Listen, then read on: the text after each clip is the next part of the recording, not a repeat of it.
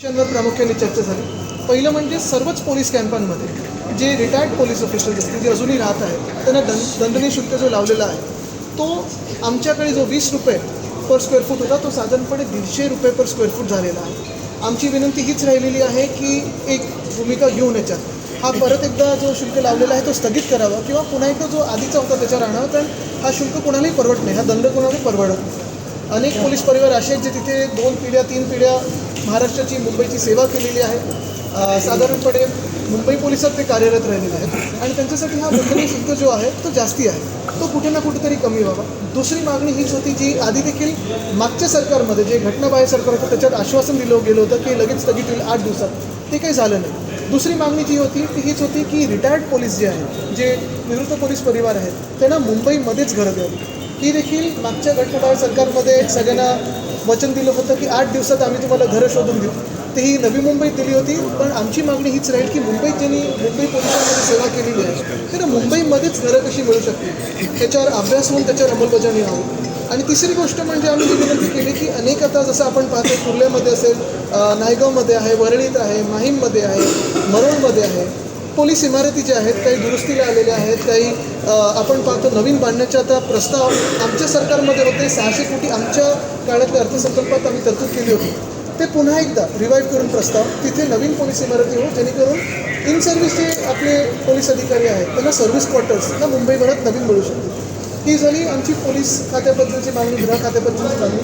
दुसरी मागणी ही होती आणि विनंती ही होती की आजच्याच सरकारच्या काळी आपल्याला आठवत असेल का हायकोर्ट सुप्रीम कोर्टच्या ऑर्डरच्या अनुषंगाने आम्ही सर्वांसाठी पाणी ही योजना आणली होती. सर्वांसाठी पाणी म्हणजे कुठचीही गृहनिर्माण संस्था असतील, झोपडपट्टी असतील, या सगळ्या ज्या काही आपल्या हाऊसिंग सोसायटीज असतील त्यांचं लीगल स्टेटस न पाहता त्यांना पाणी देणं हा त्यांचा अधिकार आहे, हक्क आहे पाणी मिळणं आणि सरकारचं कर्तव्य. ही पॉलिसी आम्ही आणली होती, पण मागच्या घटनाबाह्य सरकारने ती स्थगित केली होती. सरकार बदललेलं आहे, कुठे ना कुठेतरी आम्हाला आश्वासन हे पण मिळतं की जेव्हा सरकार बदललेलं आहे नवीन सरकारमध्ये विरोधी पक्ष आणि सत्ताधारी पक्ष जनहिताची जी कामं असतील ती एकत्र येऊन करू शकतात. आणि म्हणून इथे चांगल्या मनाने मोकळ्या मनाने आम्ही इथे आलो, मुख्यमंत्री महोदयांची भेट घेतली आणि सर्वांसाठी पाणी ही योजना मुंबईमध्ये लगेच लागू करावी आणि ती जी स्थगिती दिली ती उठवावी ही आमची सर्वांची मागणी होती. त्याचसोबत जी मागणी आम्ही हाऊसमध्ये केली होती जे collector land to freehold आहे याच्यासाठी कन्व्हर्जनचा जो प्रीमियम आहे तो कमी करण्यासाठी ते देखील आम्ही एक चौकशी केली की नक्की ते कधी होणार आहे. आम्हाला सांगितलं गेलं लवकरात लवकर तो GR आता निघेल. टोरेसचं जे घोटाळा झाला त्याच्याबद्दल देखील चर्चा झाली की याच्यावर लवकरात लवकर पुढची कारवाई काय असेल हे आम्ही विनंती केली. आणि शेवटचं पण सगळ्यात महत्त्वाचं ह्या मुंबईसाठी म्हणजे जो आपल्या मुंबईतला गिरणी कामगार आहे त्यांच्या घरांसाठी आधी पण आश्वासनं मिळाली होती की बैठक मिळणार ती आज आम्ही सगळे जे आमच्यासोबत होते त्यांनी विनंती केलेली की लवकरात लवकर बैठक मिळावी, जी आज मुख्यमंत्री महोदयांनी सांगितलं की त्यांच्या डायव्होर्सच्या दौऱ्यानंतर ती बैठक आम्हाला मिळणार. दावोस दौऱ्यासंदर्भामध्ये आपली आधीच्या सरकारमध्ये धडपट्टी जी झाली होती ती होऊ नये एवढीच आमची भूमिका. शरद पवार यांच्याकडून संघाने जो विधानसभा निवडणूक प्रचार केला आहे त्याचं कौतुक करण्यात आले, त्यामुळे तो विजय मिळाला, आम्ही थोडे कमी पडलो असं मला वाटतं आत्ताचं महत्त्वाचं म्हणजे आजचे आमचे 2 विषय जे आहेत गृह खात्यात पोलीस पत्नी ज्या अनेक वर्ष मागणी करत आहेत की दंडशुल्क कमी करावं त्याच्यावर मुख्यमंत्री महोदयांकडून आम्हाला तेवढी एक भूमिका अपेक्षित आहे. तसंच जे रिटायर्ड पोलीस आहेत त्यांना मुंबईत घरं मिळतील ही देखील आम्हाला मुख्यमंत्र्यांचा या बोलण्यासंदर्भात चर्चा करताना प्रतिसाद कसा होता? एक म्हणजे सर्वांसाठी पाणी ही योजना जी मागच्या घटनाबाह्य मुख्यमंत्र्यांनी जी स्थगित केली होती त्याच्यावर स्थगिती उठवण्याचा जो प्रस्ताव होता ते एकदम सकारात्मक होते. दुसरं म्हणजे पोलीस पत्न्यांचा जो विषय आहे त्याच्यात त्यांनी सांगितलं की कमिटी बसलेली आहे, चर्चा आधी झाली होती, पण आमची विनंती ही राहील की जरा थोडी अजून ह्याला वेग मिळावा. मागील काही दिवसांपासून तुम्ही मुख्यमंत्र्यांना भेटताय, उद्धवजी मुख्यमंत्र्यांना भेटताय, सामनातून कौतुक होत आहे, नेमकं हे गणित काय? बघा तुम्हाला एक सांगतो ह्याच्यात जास्ती काही गुपित असं नाही आहे. एक स्पष्ट आहे की निवडणूक ठीक आहे आमचा संशय आहे EVMवर आहे, कोणाचं सरकार वगैरे हे सगळं आहेच अजून म्हणजे EVMचं सरकार आहे की जनतेचं सरकार आहे हे सगळी वेगळी गोष्ट. पण दुसरी गोष्ट म्हणजे आत्ताच्या घडीला राज्याचे मुख्यमंत्री हे देवेंद्र फडणवीसजी आहेत आणि जर आम्ही विरोधी पक्ष म्हणून काही महत्त्वाचे विषय मांडत असू त्यांच्यासमोर तर काहीच चुकीचं नाही आहे.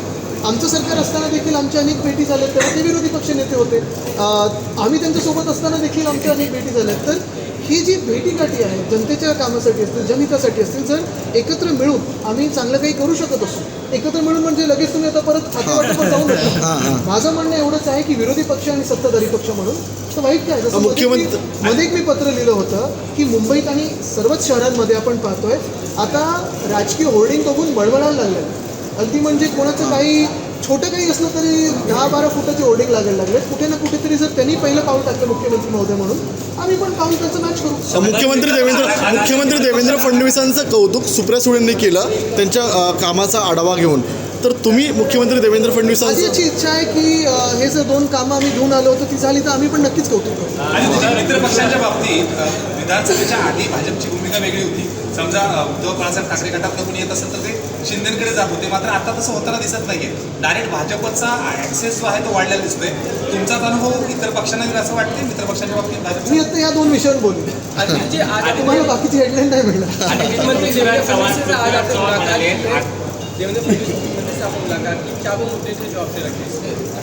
आज मुख्यमंत्री देवेंद्र फडणवीस जी से मुलाकात हुई. मैंने 2-3 डेलीगेशन आए थे साथ में. हमारे साथ आमदार सचिन जी, सुनील जी दोनों थे और बहुत सारे डेलीगेशंस थे.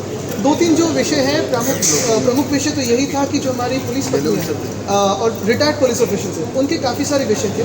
पहली बात तो ये थी कि उनको एक जो पेनल्टी लगाई जाती है एक्सटेंडेड स्टे के लिए वो 150 रुपये प्रति स्क्वायर फुट है वो कम किया जाए या उसको स्थगित किया जाए. दूसरी यानी जो रिटायर्ड पुलिस है जिन्होंने मुंबई की सेवा की है, महाराष्ट्र की सेवा की है, मुंबई पुलिस से सेवा की है, उन्हें मुंबई में ही अपना हक का घर मिले, ये हमारी बात थी. तीसरी बात ये थी कि मुंबई में काफ़ी सारे ऐसे सर्विस क्वार्टर्स हैं जो अभी डिलैपिडेटेड हैं. फिर वो माहिम में हो, नायगांव में हो, मरोड़ में हो, वर्ली में हो, काफ़ी सारी जगह पे है. उन्हें हमारी सरकार ने रिजुविनेट करने का प्लान किया था, रीडेवलप करने का जो प्लान किया था उस पर अमल. तो ये सारी बातें थी. दूसरी बात तो ये थी कि जो हमारे मिल वर्कर्स हैं उनके भी घरों का काफ़ी सारा मसला बहुत सालों से पेंडिंग है. एक मीटिंग उनको भी मिलनी चाहिए, ये हमने विनती की है. तीसरी बात, हमने एक पॉलिसी लाई थी वाटर फॉर ऑल.